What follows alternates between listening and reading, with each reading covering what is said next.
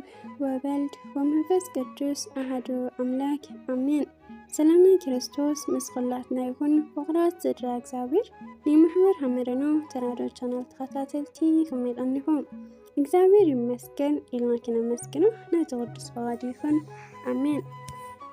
እሽምባር ፍቅራት ዝድራ እግዚአብሔር ለዛሬም እግዚአብሔር ቢወድና ቢፈቅድ ጉዞ ወደ እግዚአብሔር ካብዝልና አምነሽ መዳም መጽሐፍ ካብዝ ሓለፈ ዝቀጸለ ክነነብብና ሰናይ ምድማጽ። የዛሬው ርዕሳችን ከባለፈው የቀጠለው ሆኖ ከገድለ ቅዱሳን የምንማርባቸው ነገሮች ወይም የምናትርፋቸው ነገሮች የሚል ሆኖ የዛሬው ሁለተኛው እምነት ማጠንከር ነው።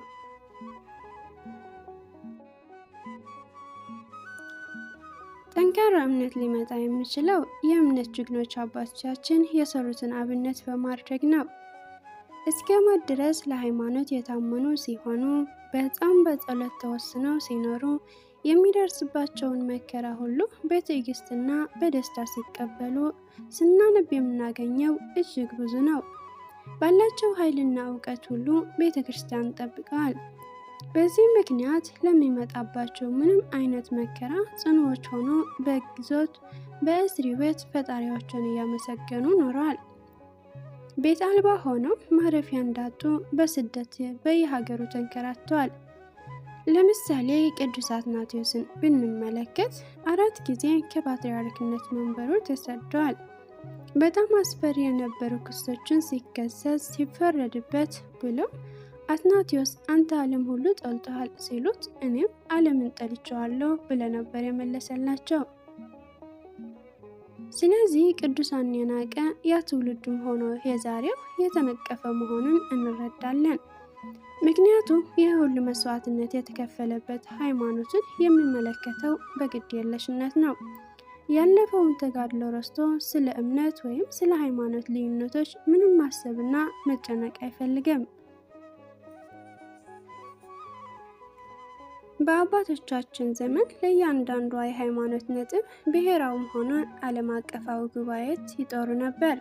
በዚህ ላይ ቅዱሳን ሃይማኖታቸውን እንዲጠበቅ ትክክለኛው መሰረታዊ ትምህርት እንዲታወቅ ድንቅ የሆነ ሚና ተጫውተዋል።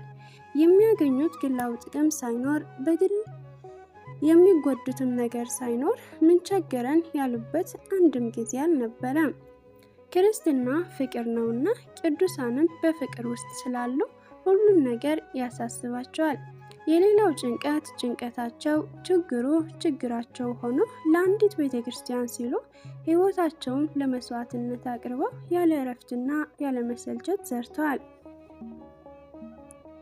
ዛሬ ግን በጋብቻ ወይም በፍቺ ሃይማኖት በቀላሉ ይቀየራል። በግድ የለሽነት ወይም ባለማወቅ ከቤተ ክርስቲያን አገልጋዮችና አባላት ባለመስማማት ብቻ ቤተ ክርስቲያንና ትምህርቷን ጥሎ የሚወጣ እጅግ ብዙ ነው። ቅዱሳን ለሃይማኖታቸው ምን ያህል እንደተጋደሉ ለእርሱ ግድ አይሰጠውም። ስለዚህ የእግዚአብሔር ሰው ሆይ በነፍስህ ጽናትና እምነትን ለመትከልና የማይናወጥ የማይከፋፈል ክርስቲያን ለመሆን የቅዱሳን ሕይወት የሚናገሩት ቅዱሳን መጽሐፍትን ማንበብ ያስፈልግሃል። ቤተ ክርስቲያን በእውነተኛ ሃይማኖት ጥላ ስር የተሰበሰቡና ትክክለኛው ትምህርቷን የሚከተሉ ሰዎች ማህበር እንጂ የወገን ወይም የወገናዊነት መሰብሰቢያ አይደለችም። በየዘመናቱ ቅዱሳን ሰማዕታት የተሰቃዩበት፣ የተገረፉበት፣ የተሰየፉበት ምክንያት ሃይማኖት እንጂ ሌላ እንዳልነበረ እናስተውል። ይህ ደግሞ በየገድላቸው ተጽፎ ምስክር ሆኖ እናገኘዋለን። ሶስተኛው ትህትናና የተሰበረ መንፈስን በውስጣችን መትከል። ትህትናና የተሰበረ መንፈስን በውስጣችን መትከል። ቅዱሳን የነበሩበት መንፈሳዊ ደረጃ ከየገድላቸው ላይ በምናነበት ጊዜ የሚሰማን ስሜት ትህትናና ከእነርሱ አንጻር እኛ ምንም እንዳልሆንን ነው። ለምሳሌ የጻድቁ አባት የአባ አብርሃምን ሕይወትና የለጋስነት ጸጋውን ስታነብ ልብህ አልተሰበረምን? አባ አብርሃም ለራሱ ምንም ሳያስቀር ያለውን ሁሉ የሰጠ የመጸወተ ቸር አባት ነው። ከዚህም በላይ ሰው ለእርሱ የሰጠውን ሁሉ መልሶ ለድሆች የሚሰጥ ነበር። ያለውን ሁሉ ሸጦ ለነዳያን የሰጠውን አባ ዮሐንስ ስታስብስ ምን ትላለህ? ንብረቱን ሀብቱን ቢያልቅበት እንኳን ራሱን እንደ ባሪያ ሽጦ ዋጋውን ለድሆች የሰጠ ይህ ቸር አባት አባ ዮሐንስ ወይም ዮሐንስ ኄር ነው። ታዲያ እነዚህ የእግዚአብሔር ሰዎች ታሪካቸው እያነበብክ ስታስባቸው ራስን እንዴት ትመለከታለህ? ገና ብዙ እድገት እንደሚቀርህና እዛን ለመድረስ የምትሄድ ከሆነ ትህትና በውስጥህ የሚያድግበትን መንገድ አገኘህ ማለት ነው። ጠላት ዲያብሎስ ራስን ከፍ ከፍ በማድረግ በትዕቢት ቢፈትንህ እንኳን የቅዱሳን ሕይወት ስታውቅ ድካምህ ከነፍስ ይወገዳል። አንዳንዴ የራስህ ሀሳብ አገልግሎትህ ትልቅ አድርጎ በማሳየትና ከማንም በላይ ከደከመው ከቅዱስ ጳውሎስ አገልግሎት ጋር በማነጻጸር ይዋጋሃል። ይሁን እንጂ ቅዱስ ጳውሎስ በኢየሩሳሌም፣ በአንጾኪያ፣ በታናሽ እስያ፣ በግሪክ እና ሮም እንደሰበከ እንዲሁም እስከ ስፔን እንደደረሰ ሊቆጠሩ የማይችሉ አብያተ ክርስቲያንን በአንድ መሰረት ላይ እንደመሰረተ በቃላት ሊገለጹ የማይችሉ ስቃይ መከራዎች እንዳለፈ በእስር ቤት ሳለ እንኳን መልእክታትን ይጽፍ እንደነበረ ስታንብና ስታስብ ውስጥህ በጸጸት አይኮመተረምን? እነዚህ በመሳሰሉ ነገሮች ሁሉ ገድለ ቅዱሳን የትህትና ምንጭ ይሆናል። አሁን ባለህበት ደረጃ ምንም ያህል ትሁት ብትሆን ከቅዱሳን የፍጹምነት ደረጃ ጋር የምትነጻጸር አትሆንም። እነርሱ ይህን ሁሉ የቅድስና ሕይወት ይዘው በዚህ ሳይመኩ ዘውትር ስለ ኃጢአታቸው የሚያለቅሱ ናቸውና። ቅዱስ አርሳኒዮስ ፀሐይ ለመጥለቅ ስታዘቀዝቅ ጀርባውን ሰጥቷት ወደ ምስራቅ ዞሮ ለጸሎት ይቆማል። ጸሎቱን ሳያቋርጥ እንደገና ፀሐይ ከፊት ለፊቱ እስክትወጣ ድረስ ይጸልያል። ገድሉ እንደሚነግረን በእንባ ብዛት ግንባሮቹ የረገፉና ሽፋሽፎቹ የተላላጡ ነበሩ። በእንባ ብዛት ቆሞ የሚጸልይበትን የዘንባባ ዛፍ ያረጥበው ነበር እና የቱን ያህል ትህትና ቢኖርህ ከእነዚህ አባቶች ጋር የምትነጻጸረው ነገር የለህም። የአስቄጥስን ገዳም የመሰረተው ቅዱስ አባ መቃርዮስ በሌላ ገዳም ውስጥ ይኖር የነበሩትን ሁለት አባቶች ባየ ጊዜ እኔ መነኩሴ አይደለሁም፣ ግን እውነተኛ መነኮሳትን አየሁ ነበር ያለው። እኔ መነኩሴ አይደለሁም፣ ግን እውነተኛ መነኮሳትን አየሁ ነበር ያለው። እንግዲህ ራስን ከሌሎች እያነጻጸርክ የተሻልክና የከበርክ አድርገህ በመቁጠር በራስህ መፈተንህን አቁም። ምክንያቱ ቅዱሳንና የሃይማኖት ተጋድላቸው ብታውቅ የምትናገረው አይኖርህም። አሁን የምትረዳው ነገር ቢኖር በቤተ ክርስቲያን ጥላ ስር ማደግ እንዳለብህና ክርስቶስን የመሰሉትን ቅዱሳን በእውነት መምሰል እንዳለብህ ነው። ወደ እግዚአብሔር መንግሥት በብዙ መከራ እንገባ ዘንድ ያስፈልገናል። ወደ እግዚአብሔር መንግሥት በብዙ መከራ እንገባ ዘንድ ያስፈልገናል። የሐዋርያት ሥራ ምዕራፍ 14።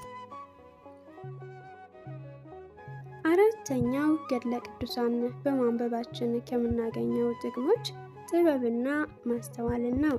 ጥበብና ማስተዋልን ከቅዱሳን ሕይወት ተምረን የምናተርፈው አራተኛ ነገር የጥበብና የማስተዋልን መንፈስ ነው። መከተል ያለብንን ትክክለኛ መንገድ ያሳየናል። መጽሐፍ ቅዱስ ዳዊት የመሠዊያ ቦታ ለመግዛት በፈለገ ጊዜ የተናገረው ጥበብ የተሞላበት አነጋገር ያስነብብሃል። ኢያቡሳዊ ኦርናን ሁሉም ነገር ለዳዊት በነፃ ሊሰጠው ተስማምቶ ነበር። ይሁን እንጂ ዳዊት በጥበብ እንዲህ አይደለም፣ ነገር ግን በዋጋ ካንተ እገዛለሁ፣ ለአምላኬም ለእግዚአብሔር የሚቃጠል መስዋዕት ያለ ዋጋ አላቅርብም ብሎ እንደመለሰለት እናያለን። ሁለተኛ ሳሙኤል ምዕራፍ 24። ሌላኛው ጥበብ የሚያስተምርህ አቢግያን ዳዊትን ከቁጣ ለመመለስና ለማስማማት የተጠቀመችበት ጥበብ ነው። አንደኛ ሳሙኤል ምዕራፍ 25። በወጣትነት ዘመናቸው በየበረሃው በየጫካው ይንከራተቱ የነበሩ የነ ዮሐንስ ሐፂርና እንታድሮስ የቅድስና ሕይወትን ብዙ ጥበቦች ሊያስተምርህ ይችላል። ከአረጋውያኑም አባ አጋቶን፣ አባ እስድሮስ የመሳሰሉትን ብትመለከት ብዙ መማር ትችላለህ። የአባቶቻችን መንፈሳዊ ጥበብ ሊማርበት ለሚወድ ተዘርዝሮ የማያልቅ ሀብት ነው። አምስተኛው የማያቋርጥ መንፈሳዊ እድገት። የማያቋርጥ መንፈሳዊ እድገት ከገድለ ቅዱሳን የምናገኘው ሌላው ጠቃሚ ነገር የማያቋርጥ መንፈሳዊ እድገት ነው። ምንም የሚገታው የሌለ ስጋን የሚገሉ የክርስትና ጠላቶች የማይገድሉት መንፈሳዊ እድገታቸው ሁሌ ወደ ላይ የሚያድግ ነው። ከስጦታው ሁሉ ጋራ የቅዱስ ጳውሎስ አገልግሎት እንዲሁም እስከ 3ኛ ሰማይ ድረስ የመነጠቅ ብቃቱ ምሳሌ ሊሆነን ይችላል። እርሱ ግን እንዲህ ነበር።